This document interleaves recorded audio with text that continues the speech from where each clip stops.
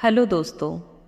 भगवान श्री कृष्ण ने एक बार श्री राधा जी की परीक्षा लेने के लिए नारी का रूप बनाकर उनके महल में पहुंच गए। श्री गर्ग संहिता में सुंदर कृष्ण कथा है।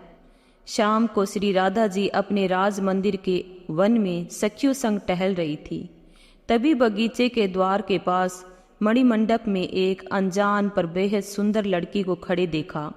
वह बहुत सुंदर थी। उसके चेहरे की चमक देख श्री राधा की सभी सहेलियां अचरज से भर गई। श्री राधा ने उसे गले लगाकर स्वागत किया और पूछा, सुंदर सखी, तुम कौन हो, कहाँ रहती हो और यहाँ कैसे आना हुआ? तुम्हारा रूप तो दिव्य है। तुम्हारे शरीर की आकृति मेरे प्रियतम श्याम जैसी है। तुम तो मेरे पास ही रह जाओ, मैं तुम्हारा वैसा ही ख्याल रखूंगी जैसे एक सेवक अपने प्रभु का रखता है। यह सुनकर लड़की बोली, मेरा घर गोकुल के नंद भवन के उत्तर में थोड़ी दूरी पर है। मेरा नाम गोप देवी है। मैंने ललिता सखी से तुम्हारे रूप गुण के बारे में सुना था, इसलिए तुम्हें देखने के लोभ से चली आई।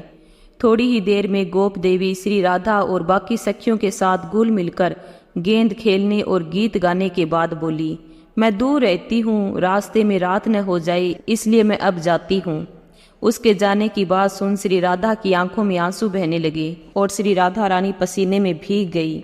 सखियों ने तत्काल पंखा झलना शुरू किया और चंदन की फूलों का इत्र छिड़कने लगी। यह देख गोप देवी बोली, सखी राधा, मुझे जाना ही होगा, पर तुम चिंता मत करो, सुबह मैं फिर आ जाऊंगी। अगर ऐसा न हो तो मुझे गाय और गोरस की सौगंध है। यह कहकर वह सुंदरी चली गई। अगले दिन गोप देवी राधा के पास फिर आई और राधा उसे भीतर ले गई और उसे बोली कि मैं तुम्हारे लिए रात भर दुखी रही। अब तुम्हारे आने से जो खुशी हो रही है उसकी तो पूछो ही नहीं। श्री राधा जी के प्रेम भरी बातें सुनने के बावजूद जब गोप देवी ने कोई जवाब नहीं दिया तो राधा जी ने गोप देवी की इस खामोशी की वजह पूछी।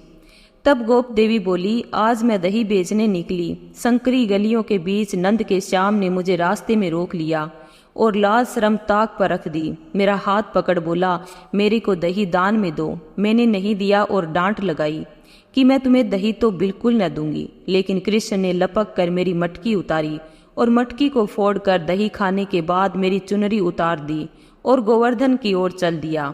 इसी बात से मैं उदास हूँ। इस बात को सुनकर श्री राधा जी हंसने लगी। गोप देवी बोली, राधा सखी, यह बात हंसने की नहीं है। वह काला कलूटा ग्वाला न धनवान और न ही वीर, आचरण भी अच्छे नहीं। मुझे तो वह निर्मोही लगता है। सखी, ऐसे लड़के से तुम कैसे प्रेम कर बैठी? मेरी मानो तो उसे दिल से निकाल दो। श्री राधा जी बोली, तुम्हारा नाम गोप देवी किसने रखा? वह ग्वाला है, इसलिए सबसे पवित्र है। सारा दिन पवित्र गायों की चरणों की धूल से नहाता है। तुम उन्हें निर्धन ग्वाला कहती हो, जिनको पाने को लक्ष्मी तरस रही है। ब्रह्मा जी शिव जी जिनकी पूजा करते हैं उनको काला कलूटा और निर्मोही बताती हो, जिसने बकासुर, कालिया नाग व पूतना जैसों का चुटकी में वध कर डाला, जो अपने भक्तों के पीछे पीछे इसलिए घूमते हैं कि उनके चरणों की धूल मिल जाए, उसे निर्दयी कैसे कहती हो? गोप देवी बोली, राधे, तुम्हारा अनुभव अलग है और मेरा अलग। किसी अकेली युवती का हाथ पकड़ जबरन दही छीनकर खाना सज्जनों के गुण नहीं।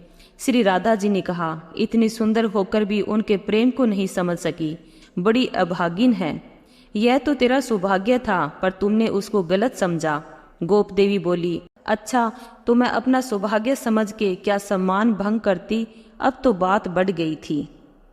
आखिर में गोप देवी बोली, अगर तुम्हारे बुलाने से श्री कृष्ण यहाँ आ जाते हैं तो मैं मान लूंगी कि तुम्हारा प्रेम सच्चा है और वह निर्दयी नहीं है, और यदि नहीं आए तो? इस पर राधा रानी बोली कि यदि नहीं आए तो मेरा सारा धन भवन सब तेरा। शर्त लगाकर श्री राधा आंखें मूंद ध्यान में बैठ श्री कृष्ण का एक एक नाम लेकर पुकारने लगी। जैसे जैसे श्री राधा का ध्यान और दिल से की जाने वाली पुकार बढ़ रही थी, सामने बैठी गोप देवी का शरीर कांपता जा रहा था और श्री राधा के चेहरे पर अब आंसू की झड़ी दिखने लगी। माया की सहायता से गोप देवी का रूप लिए भगवान श्री कृष्ण समझ गए कि प्रेम की ताकत के आगे अब यह माया नहीं चलने वाली। मेरा यह रूप छूटने वाला है। वे रूप बदलकर श्री राधे राधे कहते प्रकट हो गए और बोले, राधा रानी, आपने बुलाया मुझे और मैं भागता चला आया। तब श्री राधा रानी ने अपनी आंखें खोल चारों ओर देखने लगी तो श्री कृष्ण ने पूछा, अब किसको देख रही हो? तब राधा जी बोली, गोप देवी कहाँ है? मैं गोप देवी को देख रही हूँ, गोप देवी को इधर बुलाओ।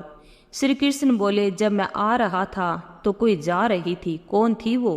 राधा रानी ने श्री कृष्ण को सारी बातें बताना शुरू की और श्री कृष्ण भगवान मंद मंद मुस्कुराते हुए बोले, राधे आप बहुत भोली हो, ऐसी नागिनों को पास मत आने दिया करो। ऐसा बोल श्री कृष्ण ने हंसते हुए राधा को गले लगा लिया। राधे राधे, जय श्री कृष्णा। वीडियो अच्छी लगी हो तो लाइक, सब्सक्राइब एंड शेयर करना ना भूले। धन्यवाद।